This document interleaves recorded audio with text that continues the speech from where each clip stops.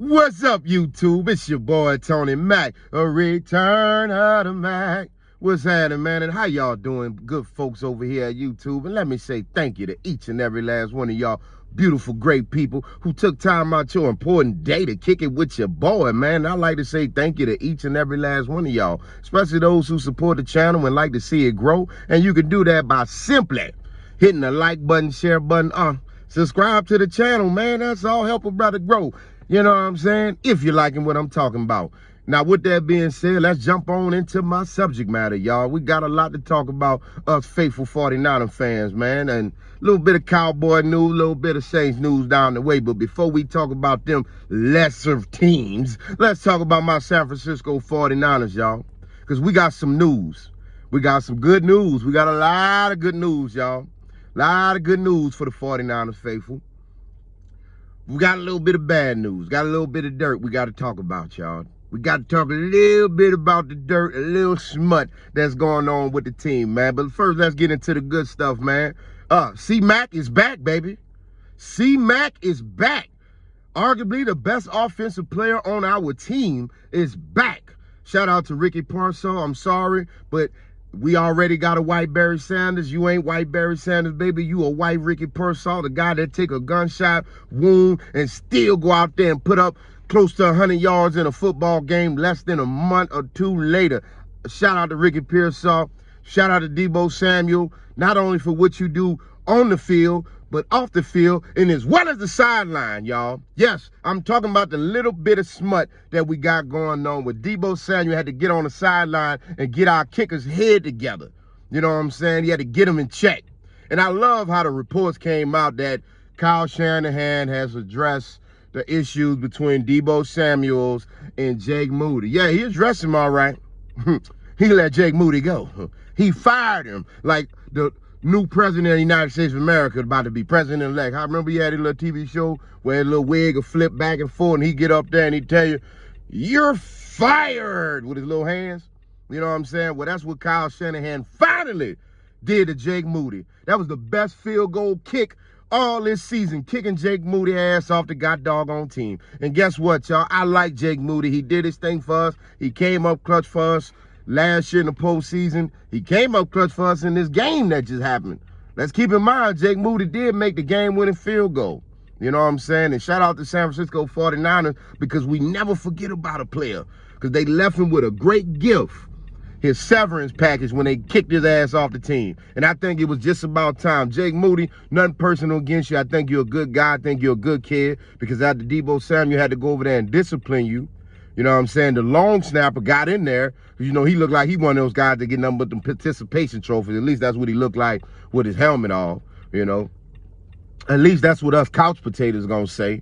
We ain't gonna act like this long snapper ain't in the NFL like he one of the best players ever. But with that being said, we saw that Deebo had to go check Jake Moody for missing key field goals, y'all. Yes, key field goals with an S on it. That meant he missed not one key field goal, not two key field goals, but 3 field goals that put us in a situation where Tampa Bay could have got the upset.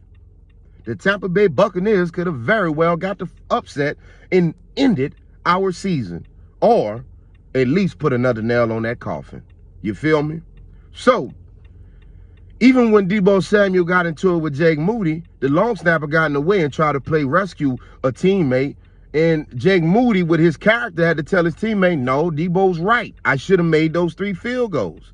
I should have did my thing. That's what he was trying to tell him. I don't know what he was telling him over there, but that's what he should have been telling his teammate. Hey, man, I missed those 3 field goals. Deebo should be chewing me out. What are you talking about saying we need to support our teammate? This is the NFL, brother. This is about winning.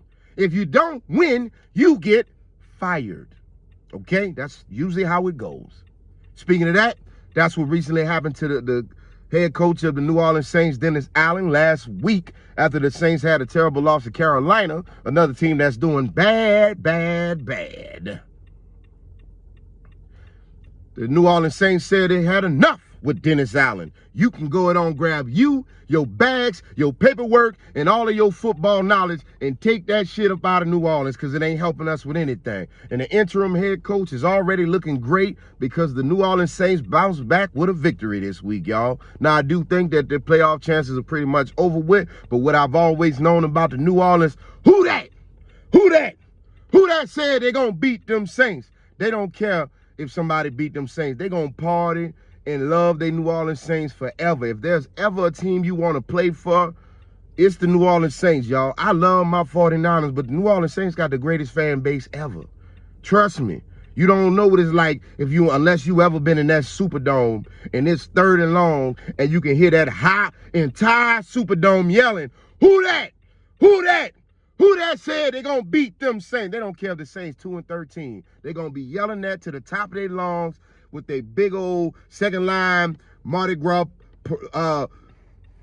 all their little Mardi Gras accessories and stuff, and they're going to be getting drunk, and they don't care. Nobody party like the Saints fans. Nobody love their team like the Saints fans. That's why when the Saints won the Super Bowl, nobody partied like the Saints. You can argue whoever you want.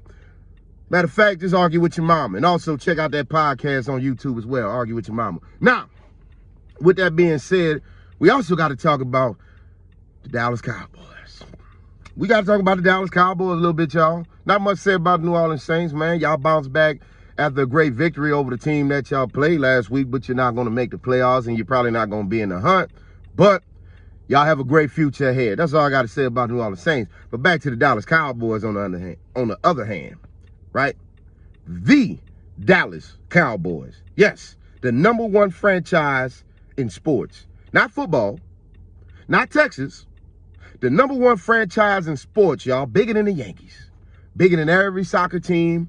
By far bigger than every football team, even the New England Patriots, as well as the Kansas City Chiefs. The Dallas Cowboys is the #1 franchise in sports. That's why we hear about it all day on ESPN. That's why they talk about it. That's why Stephen A. Smith always punch on them.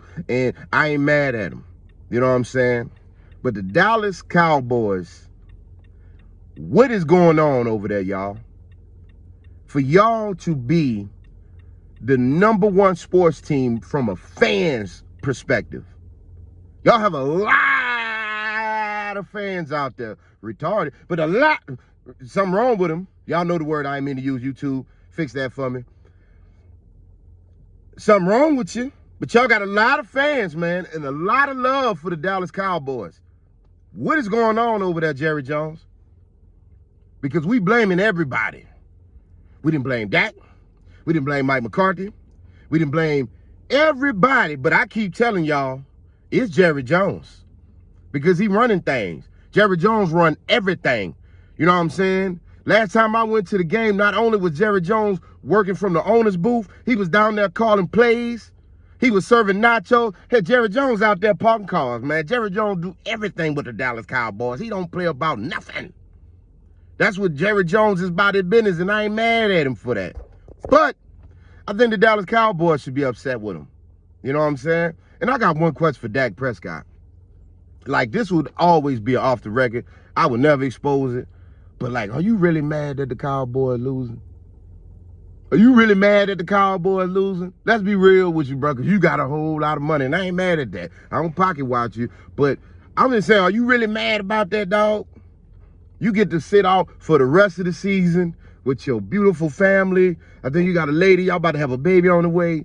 You ain't got to worry about these 300-some pound dudes look like me with talent and athleticism, though, tackling you and trying to knock your head off, brother. Like, I think if I was in your shoes, I probably wouldn't be that mad. I probably wouldn't be that mad.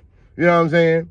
And as far as people who was riding with Dak Prescott, oh, yeah, I'm talking about all my homeboys. I ain't going to put y'all names out here. I'm talking about every last one of y'all. I'm talking about y'all. Yeah, y'all who, man, they need to bench Dak Prescott. Man, we need to put in Trey Lance. Man, Cooper Rush gonna get us to a Super Bowl. Blah, blah, blah, blah, blah, blah, blah, blah, blah, blah, blah, blah. Well, you got your wish. You got your wish. And them Eagles soared high. They soared more high than I be in the morning. They was soaring high in the month on y'all. Them Eagles soared so high, and I know it hurt. I know it hurt. But here's the question I want to ask y'all. Another question I want to ask the Dallas Cowboys. Why is it that Michael Parsons was able to do a podcast at halftime with a player on the Eagles team? I think they need to take the star off y'all helmet because you don't look like stars. You don't look like stars. They need to replace them stars on your helmets with dumpsters. That's what you look like. That's who you are. That's what you're going to be. And the Dallas Cowboy fans, I'm not going to blame Jerry Jones. I'm not going to blame Emmitt Smith. I'm not going to blame Troy Aikman. I'm not going to blame Jimmy Johnson. I'm not going to blame Mike McCarthy, Dak Prescott, Zeke, none of them. I'm not going to blame nobody. It's y'all fault because y'all continue to support your sorry team. You need to stop going to the games and buying their merchandise, and I guarantee you Jerry Jones is going to fix the problem. But as long as y'all continue to make the Dallas Cowboys the #1 franchise in sports, you're going to suck, and that's what it's going to be. The Dallas Trash Boys. That's the name of y'all now for here on out. Anyway, back to the San Francisco 49ers. Yeah, we got some good news. White Barry Sanders back, you know what I'm saying? See Mac and that thing back there doing it how we going to be doing it, you know what I'm saying, on our way to the Super Bowl, whether we going to be watching it or playing in it. You know what I'm saying? I just hope that if we just so happen to see Kansas City, that everybody wearing a gold helmet at the game got their mind right. Now, y'all know we got Drake Greenlaw coming back. Kyle Shanahan is on his Pat Riley mode with the slick back Italian mafia look, even though he looked like if you run up on Kyle Shanahan, he going to drop and give you everything he wants just so he don't want no problems. I just say that's what he looked. Because Kyle Shanahan might be a tough guy and break you off because he broke off Jake Moody and got him off the team, which I think was a good step moving forward, y'all. With that said, 49ers, I think we got a little bit more things we need to work on. We still having a little bit of special teams woes. We got to fix that, and that's okay. That's going to happen over time. But we do know that guys will be getting kicked off the team, and we do know guys will be replaced if you don't step up. And everybody that's getting on Nick Bosa about the MAGA hat and all that type of stuff, let me tell you something at Tony Mack channel right here. You know what I'm saying? I don't care about none of that. What I care about is games where Nick Bosa have 0 sacks. That's when we going to get up in this comment section to get on Nick Bosa. When he put up 0 sacks in the game, that's when you dread Nick Bosa. At the end of the day, Nick Bosa, a man should only be judged by what you do professionally, not what you do in your personal life. I don't care nothing about what anybody do in your personal life. I don't care about that. But when you do something and you say, I'm a professional at this, well, you have a right to get critiqued at it. That's just the way it go. Just like people gonna critique my YouTube videos or whatever. Just like if you put it out there for the world, they gonna critique it. That's the way it goes, baby.